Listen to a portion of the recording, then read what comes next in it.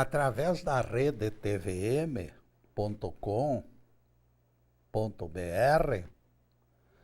o programa Quarta Dimensão está disponível para o mundo. 12 de maio de 2017, 17 horas. Lembrando a mulher-mãe, na semana que lhe tributamos homenagem, registramos o depoimento de um filho caçula. Prestem atenção. Ele aponta merecidas férias de mamãe. No auge do verão, diz o moço, papai sempre aluga cabana no Lago Mosquito e proporciona à mamãe suas férias anuais da máquina de lavar roupas, do aspirador de pó e do fogão. Apreciando de longe o cenário aprazível, mamãe levanta às 6 da manhã e prepara o lanche para papai e os 3 meninos famintos. Depois de ajeitar a cozinha, ela segue apressada para ter tempo de lavar roupas na pia antes de fazer as camas e varrer o chão. Em seguida, recolhe peças espalhadas pelos meninos e o marido, pelos cantos da cabana, e lava mais uma tina repleta de roupas. E chega a hora de preparar o almoço, logo em seguida. Às 3 horas, antes de começar o jantar, ela se deixa cair em cadeira na varanda, se abanando, com tanto cansaço, que quase não suporta. Navegando num bote a remo, o papai a enxerga, acena com as mãos e diz para os filhos: valeu a pena proporcionar alguns dias de descanso para a mãe de vocês. Esta é a nossa homenagem às mães, mostrando o quanto elas são necessárias e vítimas. Cuidando da imagem e do som, agradecemos a ajuda valiosa da equipe TVM. Com eles na boleia, temos certeza de ótimo som e imagem perfeita. Este será o assunto de hoje. Assombro devolve ânimo. Empolgação pode curar inúmeras síndromes. Terapeuta consciencioso busca adequado choque emocional para cada tipo de enfermidade. Algumas vezes será preciso adivinhar, pois o paciente se recolhe no casulo da privacidade e não fornece pistas. Outras vezes ele escancara suas preferências publicamente. Isto quando não se interessa pela opinião alheia e aprecia o apelido de excêntrico. Erasmo Saraiva passava de automóvel ao longo da praia quando reparou o pintor instalado com seus apetrechos no meio das areias. Aquilo mexeu com sua curiosidade. Em redor, Erasmo percebeu que a tela daquele pintor alcançaria sucesso, fossem quais fossem os temas que ele escolhesse. Todos eram ótimos. O mar batendo nos rochedos, navio aparecendo no horizonte num emaranhado de cordas, vergas e cabos. Logo mais ao fundo, outra embarcação atracando no porto e algumas pessoas acenando e saudando com entusiasmo. Percebendo tantas novidades agregadoras de interesse, explicou Erasmo Saraiva. Eu fiquei ansioso para conhecer o tema que o pintor escolhera. Erasmo desceu do carro, curioso para registrar todos os detalhes. Completo kit se espalhava no contorno do artista. Havia espelho num cavalete, de onde ele enxergava rosto e perfil. Erasmo percebeu atônito que o profissional retratava sua própria face, ligeiramente em diagonal. Fiquei curioso ainda mais, explicou Saraiva. Sem compreender a razão do deslocamento, Erasmo perguntou: por que o senhor procurou lugar tão afastado para pintar autorretrato? Poderia tê-lo feito em sua casa, não acha? O artista demorou algum tempo para responder. Depois disse, apontando o cenário maravilhoso que descortinava em sua frente: por favor, preste atenção, amigo, na serenidade que meu rosto estampa. Você acha que eu conseguiria igual disposição em outro lugar do mundo? Erasmo Saraiva teve que reconhecer. O pintor estava com a razão. O rosto dele exibia sinais de empolgação inalcançáveis em outro lugar. Aquele pintor não buscara os cenários para eternizá-los em telas. Ele os procurava para que a força da natureza que brotava deles o tornasse criador de nobres pensamentos e harmoniosas inspirações.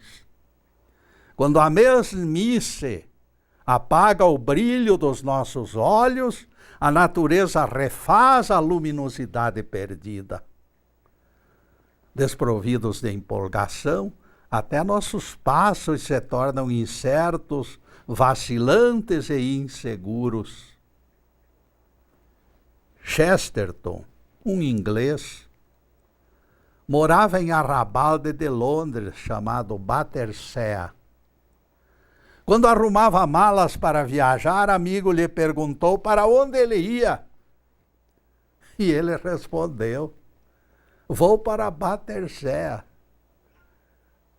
Não percebi o significado de sua resposta, retrucou o inquiridor, pois ambos se encontravam na casa de Chesterton, em Battersea. O diálogo levou o vizinho a sentir sérias preocupações pela sanidade mental do homem solteiro que vivia solitário. Chesterton foi obrigado a gaguejar explicações. Vou para Battersea, via Paris, Heidelberg, Frankfurt. Viajarei pelo mundo para depois reencontrar minha cidade e minha casa. Nuvem de apatia, de sonolência e de preguiça me obscurece a vista.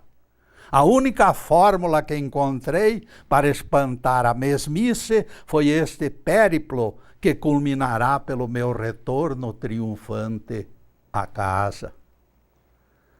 Aparentemente estamos diante de tolice, critica o João dos Anzóis, adotando postura extremamente sarcástica. E ele contesta com veemência a decisão tomada por Chesterton. Isto é coisa de gente que possui dinheiro sobrando e miolo mole. Viajar, mudar de residência ou esconder a cabeça na areia, nada resolve. Não resolve nada.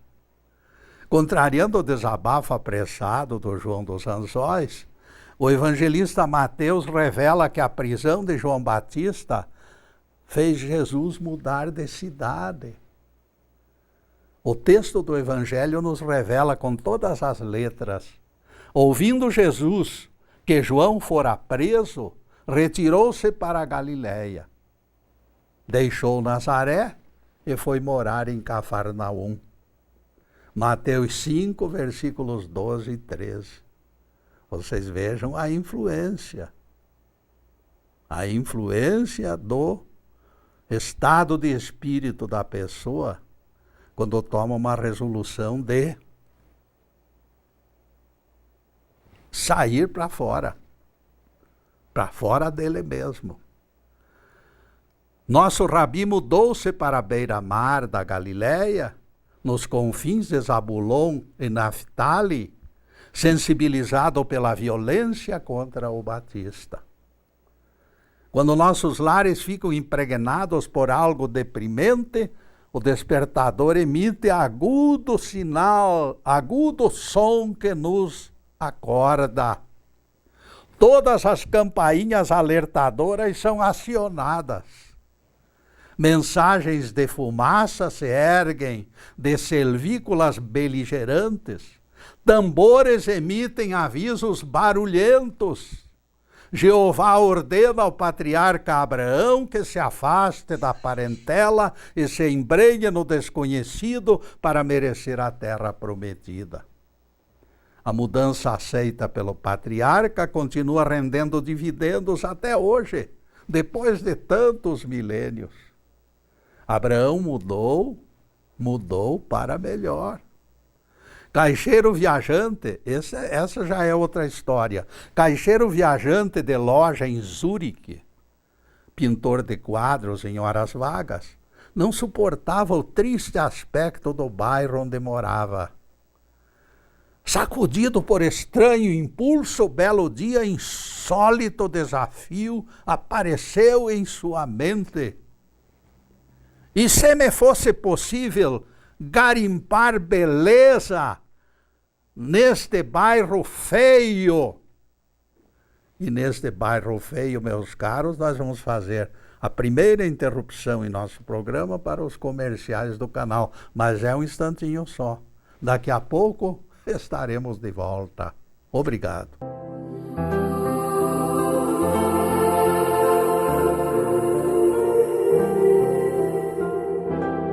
Já estamos no segundo bloco do programa Quarta Dimensão. Nosso amigo Luiz Carlos Zube, por motivo de aposentadoria, está deixando convivência de ano inteiro de brilhante intercâmbio conosco.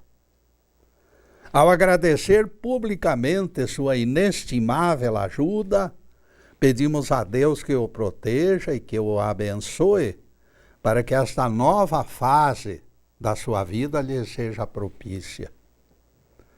Para substituí-lo, a direção do canal indicou o João Luiz Leal, nosso amigo velho, que foi câmera em nosso horário durante quase 2 décadas. Este já foi bem testado e aprovado, e sua competência é reconhecida por todos nós. Nosso programa continuará, portanto, tecnicamente em ótimas mãos. E agora a continuação do tema: assombro devolve ânimo. Conversando consigo mesmo, a resposta misteriosa foi sussurrada aos ouvidos daquele pintor. Você pode, Romeu! Por certo, Shakespeare encontraria naquela sucata imunda inspiração suficiente para montar uma peça de teatro de caráter internacional. Por que eu não alcançarei o mesmo retrato, a mesma coisa? Por quê? Só porque eu estou nesta miséria, disse ele. Não, pois usando a pobreza do meu cotidiano, eu posso sensibilizar corações, eu posso levar a mensagem para bem longe, disse o pintor. Por que não seria capaz? Foi o brado selvagem do artista. Romeu selecionou 4 cenas diferentes para as suas experiências. Menino prestativo ajudando a mãe a descer de ônibus. Moleque esfarrapado imitando o policial, perfilado, fazendo continência. Raio de sol iluminando os cabelos de uma loura distraída. Os quadros de Romeu extraídos do cotidiano, embora a pobreza, foram vendidos e apreciados. E o rapaz fez carreira. Quando artisticamente focalizado, pode ser um muro até em condições precárias. Ele mexe com o imaginário das pessoas, evocando recordações. O segredo se encontra no olho mágico. Aquele olho mágico que descobre belezas. Cada rosto adquire o fascínio de alguém desaparecido que retorna ao lar. Toda a expectativa mantém aceso o pavio da curiosidade. Alguém já mediu o tamanho da capacidade de empolgação da infância? As crianças se entusiasmam e aqui se encontra o motivo de que sejam tão carismáticas. Certamente esta foi a razão da veemência de Jesus quando os apóstolos lhe perguntaram: Senhor, quem é o maior no reino dos céus? Jesus colocou uma criança no meio deles e lhes disse: em verdade vos digo que se não vos tornardes como crianças, de modo algum entrareis no reino dos céus. Mateus 18, versículo 3. Se alguém deseja manter-se em atmosfera mística, estas palavras do mestre mostram a receita. Toda a filosofia, escreveu Sócrates, começa pelo assombro diante da vida. Os animais e as feras se contentam comendo e procriando. Ao contrário dos quadrúpedes, os humanos guardam consciência da sua identidade com Deus. Esta cogitação tanto atemoriza quanto fascina. Os brucutus que habitavam cavernas já alimentavam premonições da existência de tesouros escondidos e revelações fantásticas. Todos já desconfiavam que raios e trovões, tempestades e terremotos, vulcões e o fogo eram faces de Criador superiormente poderoso. Por isso o Egito apostou no Deus Sol, e o faraó foi escolhido dentre falanges de espíritos superiores. Se o universo fosse algo sem vibrações, plácido, silencioso e vazio de espiritualidade, nos faltaria o braço estimulador do assombro. O terror talvez tenha sido o primeiro impulso para forçar que joelhos fossem dobrados. O medo despertou a consciência do bem e do mal. Malvados viram-se defrontados pela assustadora ameaça do choque de retorno à cobrança do mal feito. O carrasco de hoje, amanhã será vítima. Pela fresta da caverna, encolhido de pavor, o homem primitivo enxergou a erupção do vulcão e as lavas escorreram pela montanha. Apesar do terror, ele continuou fascinado pela força irresistível da natureza, imaginando por detrás do fenômeno as mãos do detonador inexorável. Quem possuía autonomia para produzir aquilo, certamente era muitíssimo maior que aquilo. A curiosidade, segundo Einstein, é a fonte da verdadeira ciência e da verdadeira sabedoria. A curiosidade é mãe do engenho e da arte. Nós somos filhos de entidade suprema, empolgada com a criação. No sexto dia, quando homem e mulher foram feitos, suas palavras extravasaram contentamento. A Bíblia deixou o fato registrado. Viu Deus o que fizera, e eis que era muito bom. E houve tarde e manhã o sexto dia. Gênesis 1, versículo 31. Estas palavras, eis que era muito bom, definem júbilo e festa na mente do Criador. No mundo inteiro existem pessoas que se afligem por não poder viajar pelos 7 mares e tomar conhecimento de maravilhas distantes. Muitas estão rodeadas por coisas lindas, mas que não têm olhos para enxergá-las. Estão cegas por aqui. Alguém acredita que abrirão os olhos lá longe? Eu duvido que tal ressurreição aconteça, caríssimos. Em ocorrências triviais deste mundinho desprezado por pessimistas, eu já disse, mas vou repetir. Shakespeare encontraria material para muitas peças no porão prosaico das nossas casas. Muito mais do que para ver e apalpar, o universo das sensações foi criado para sentir e amar. Como conservar o carisma de se admirar diante da vida? Haverá alguma estratégia para concretizar tal façanha? Qual a fórmula para entender o mistério da fascinação que empolga o místico dobrado aos pés do Senhor em meditação profunda? O segredo talvez esteja em tirarmos férias do ego. Requerer a aposentadoria do enquadramento, fugir das 1000 faces do personalismo desagregador, assumir definitivamente a postura de cidadão do universo, peregrino em vilegiatura pelos astros dos céus. O ego perturbador precisa ser enquadrado em seus limites, se quisermos viver o nirvana da libertação definitiva.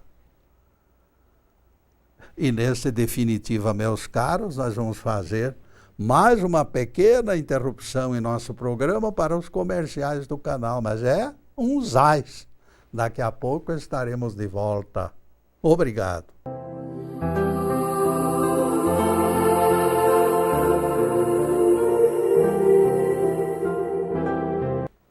Estamos retornando com o programa Quarta Dimensão, terceiro bloco. O impulsivo Simão Barjonas fez o possível para tirar aquela ideia trágica da cabeça de Jesus. Jesus estava errado, segundo ele. No seu entendimento, não havia a menor razão para encerrar aquela vidinha gostosa, subindo e descendo as colinas, pregando o evangelho ao lado de Jesus. Falar em cruz, falar em sofrimento não cabia nas expectativas de Simão Pedro. Jesus escutou suas investidas, aquele bichinho envolvendo Jesus ali. Jesus em silêncio. E foi soltando corda para ver aonde o apóstolo pretendia chegar. No momento que o mestre não suportou mais o atrevimento daquele sujeito, porém, ele publicou aquela famosa frase que definiu identidade do pescador. Vai para trás, Satanás, pois me és pedra de tropeço. Mateus 16, versículo 23. Esta frase é famosa, caríssimos. Toda vez que incentivamos alguém a se desviar do caminho reto para atalhos perturbadores, estaremos sendo usados pelas forças malignas. Simão Bar-Jonas, apelidado Pedro, naquele dia se entregou de corpo e alma ao assédio do tentador e revelou mais uma prova de que esta figurinha, Satanás, diabo, tudo que esses nomes que criaram aí, se resume apenas numa coisa. São todos seres humanos satanizados pela maldade, pelo interesse vil, pela ambição e pelo crime. Todos estes que pensam de maneira maldosa personificam a figurinha que criaram, inventaram afinal. E depois desse pinguinho de doutrina, a continuação do nosso tema. Assombro devolve ânimo.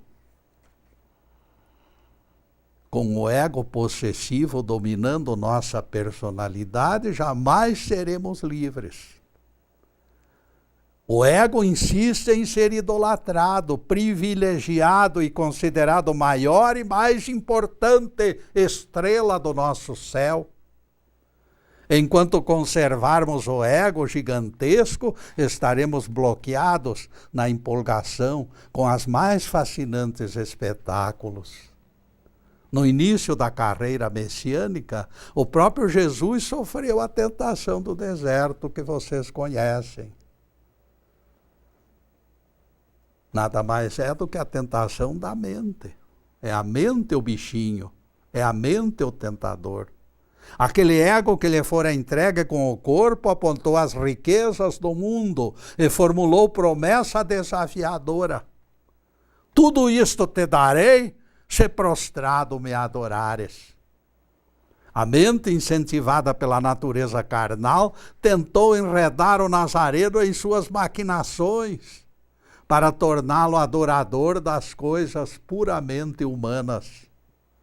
Jesus, de imediato, desmascarou a investida da mente, usando palavras das Escrituras. Retira-te, Satanás, porque está escrito: ao Senhor teu Deus adorarás e só a Ele prestarás culto. Mateus 4, versículo 10. Percebam o atrevimento e a insistência deste símbolo apelidado de Satanás, que não passa de subproduto da nossa própria pessoa. Vencido por Jesus, ele se retirou. Apesar de batido e tirado de cena pelo Evangelho de Lucas 4, versículo 13, nós ficamos sabendo que ele promete futuras investidas. Ele promete voltar. As mentes, mesmo ligadas ao Espírito perfeito da estatura de Jesus, nunca deixam de reivindicar benesses de boa vida sem sacrifícios. Ele insiste o quanto pode para dobrar o mensageiro divino ao seu domínio. Diz o Evangelho de Lucas, no término do episódio da tentação do deserto: passadas todas as tentações, o diabo retirou-se dele, prometendo voltar. Lucas 4, versículo 13. É assim que age este lado humano da personalidade, reivindicando vantagens para o corpo de carne que ele representa. Ele é carnal. E a carne é fraca, como disse Jesus. Este lado humano em Jesus e em todos os outros seres vivos é o verdadeiro tentador. O resto é conversa para boi dormir. É por isso que a Bíblia diz: Quando o ímpio amaldiçoa ao diabo, amaldiçoa a si mesmo, a sua própria alma. Eclesiástico 21, versículo 30. Vejam que esta frase da Bíblia é definitivamente reveladora. Quando o maneco diz que o diabo é maldito, ele está amaldiçoando o próprio maneco, porque a sua mente é o maligno. É a Bíblia quem afirma isto. Eclesiástico 21, versículo 30. Existe coletivo formado pelas forças do bem que envolve todos os seres. Existe coletivo formado pelas forças do mal que também nos envolve. Cada pensamento generoso reforça o coletivo do bem. Cada pensamento egoísta fortalece a falange do mal. Espalhar vibrações de carinho será benéfico, porque aumentará o tamanho das reservas benfazejas. Em simples conjunto de palavras mostraremos a chave do mistério: tolerância, aceitação, perdão e amor. Só nos tornaremos gente quando empolgarmos, quando nos sentirmos empolgados diante desses vocábulos mágicos que emanam dos tabernáculos eternos. Esta se constitui a aposta mais lucrativa de todos nós, em todo o decurso da nossa vida. Todo o bem que alguém fizer voltará multiplicado por 1000. É a lei da sementeira. Ernesto Sangster nos conta que na sua mocidade o rádio ainda estava engatinhando. E ele tinha muita curiosidade de ver aquele aparelho mágico que falava. Belo dia ele foi à fazenda de um amigo e lhe contaram que o filho do fazendeiro construíra um rádio pequeno. Você quer conhecê-lo? Conhecê-lo? Oh, é claro que eu quero, disse ele, apressado e eufórico. Ernesto sorriu benevolente para o garoto desajeitado, que não lhe despertou confiança, porque além de tímido era muito jovem. Que posso esperar deste franguinho? Perguntou Ernesto.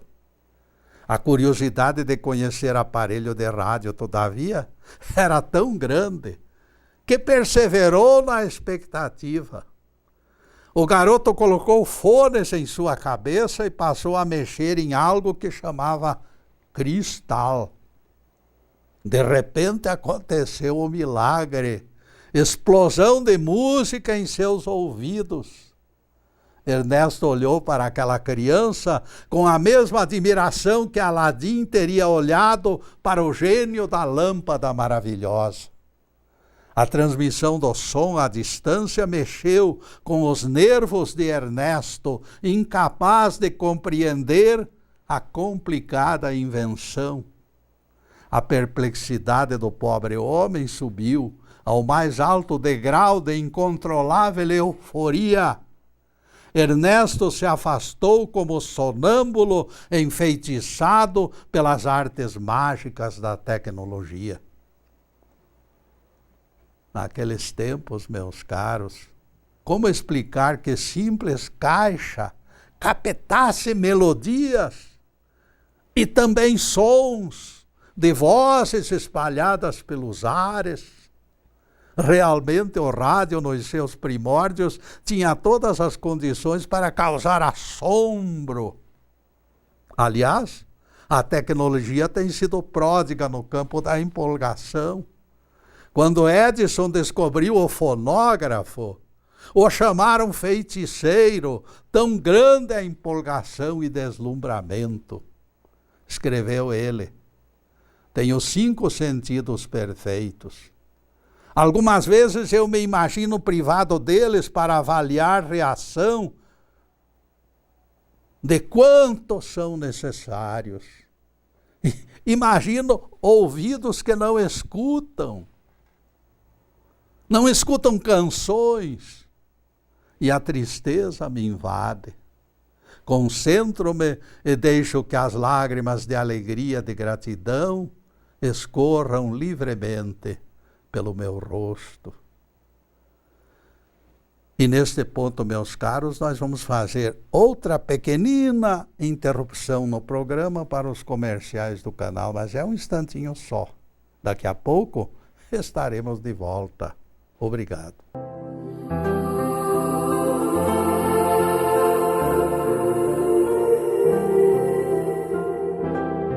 E atingimos o último bloco do programa Quarta Dimensão e avisamos. Ninguém esqueça este encontro semanal da sexta-feira, às 17 horas. Já se tornou costume nas tardes de sextas o estudo de assunto do Evangelho sem algemas. Na próxima semana apresentaremos outro tema de grande interesse. Em seguida, os últimos questionamentos sobre o assunto em estudo. Assombro devolve ânimo. Aquele homem se deslumbrava com a sublimidade de ouvir todas as formas de ruídos. Tudo empolgava o vivente e o tornava alguém agradecido. O zumbido de abelha, marreta moldando ferro na bigorna, o trinado dos pássaros e os gritos das crianças brincando. E se eu não enxergasse? Foi o seu grito apreensivo e angustiado. Então ele fecha os olhos e, por mais temporária que seja a escuridão, ele se assusta. Por isso não demora a liberar a capacidade de enxergar. Ele volta a abrir os olhos. Que espetáculo maravilhoso! Desabafa o admirador da natureza com o pensamento nas alturas. A grandeza do universo esmaga a soberba e desaparece em pensamentos negativos. Deus é tão grande que faz com que tudo se apague.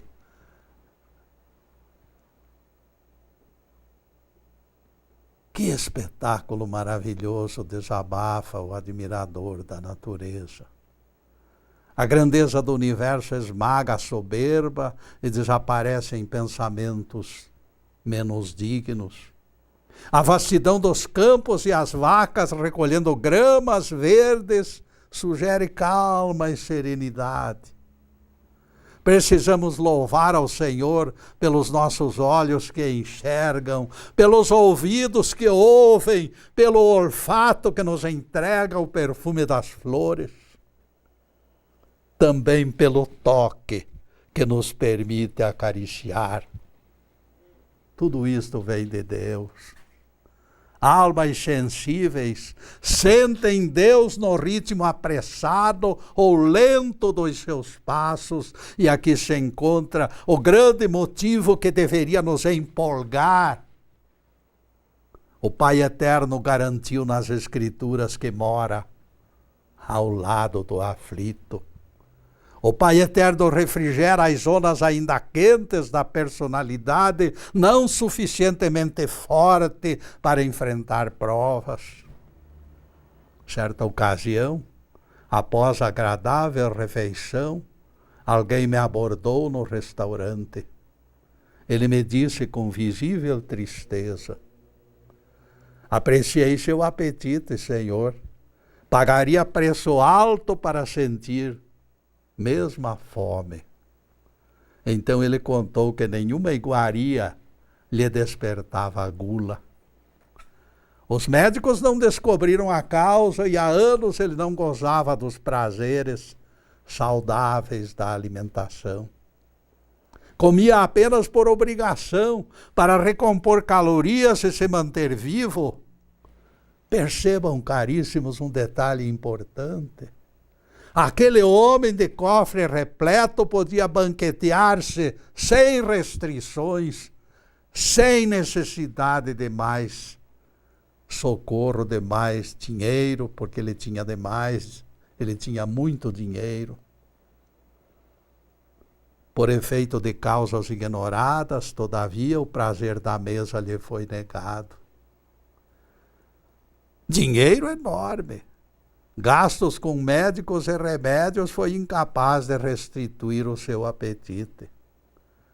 Vizinho desse cidadão poderoso, meus caros, o Zé Mané, apaziguado e feliz com seu salário mínimo, devora a gostosa pratada de feijão e arroz com alegria. Todos os dias aquele prato simples é banquete na casa do Zé Mané. Bem-aventurado este homem simples que se alimenta jubiloso e agradecido, acalentando certeza de que aquilo lhe faz muito bem. Há quem recorde com memória de elefante o gosto de pratos consumidos 20 ou 30 anos atrás. Estes se revelam filhos de Deus ao vivo e a cores. Meses e anos passados, eles se concentram e recordam perfumes de flores aspirados em ocasiões especiais. Eles passam as mãos sobre a cabeça das criancinhas e sentem pelo tato, tempos depois, a maciez do cabelo dos seus entes amados. São os empolgados pela vida que sabem viver e deixam os outros viver. Fascinados pela experiência humana, esses bem-aventurados aprenderam a curtir flores na vastidão dos próprios campos. Infelizmente, porém, nem todos se encontram na mesma altura.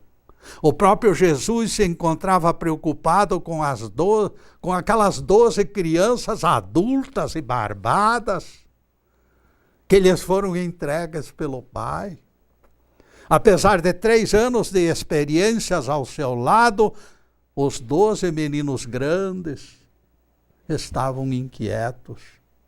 Eles adivinhavam dificuldades e vacilavam incertos quanto ao futuro.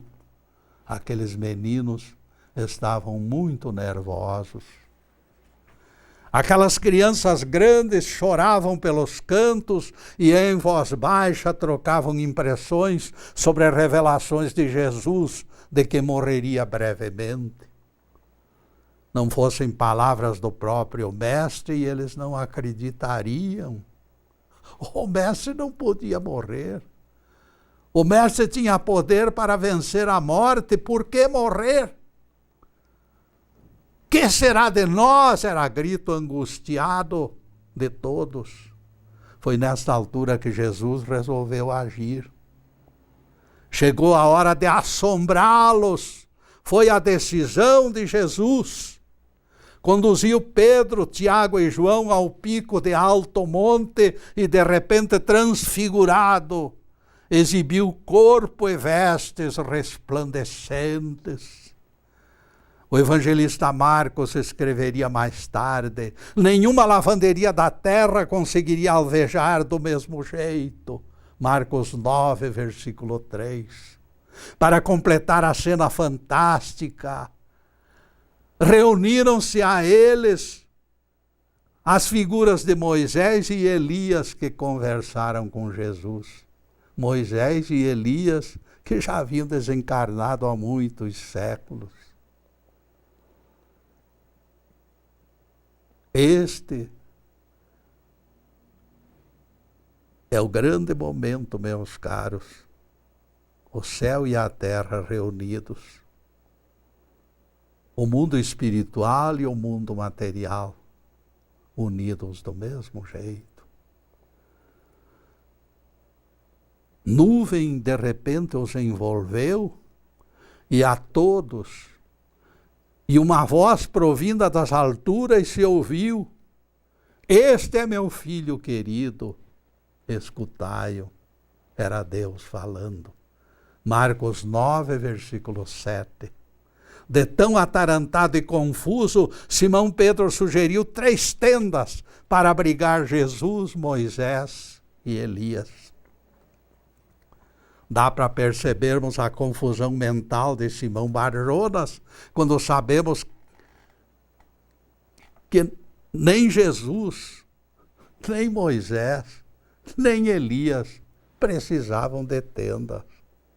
E o evangelista esclarece: nenhum deles sabia mais o que dizer. Eles ficaram completamente baratinados. Este é o ponto mais alto, meus caros, e edificante do nosso tema. O assombro como lição, o assombro como terapia, o assombro como remédio. Foi isto que Jesus quis e revelou neste momento em que, engrandecido por Deus, se tornou transfigurado de luz. Lição aterradora foi a maneira com que Jesus devolveu aos meninos assustados a certeza de que o Pai Celestial se encontra acima de todas as nossas tragédias. Louvado seja Deus. Que o Senhor nos abençoe e nos guarde.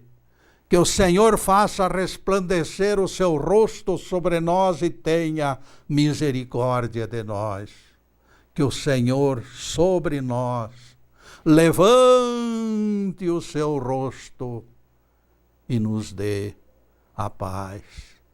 Louvado seja o nosso querido Deus Pai. Louvado seja o santo nome de Jesus, o nosso Cristo.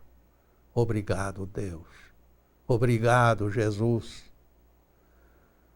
E agora só nos resta agradecer a vocês, caríssimos amigos e irmãos.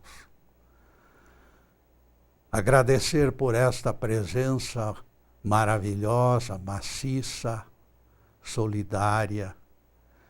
E pedimos a Deus e a Jesus, nosso querido Mestre, que derrame todas as bênçãos sobre todos vocês e sobre todas as famílias. Deus ampare a todos. Muito obrigado, meus amigos, e boa noite.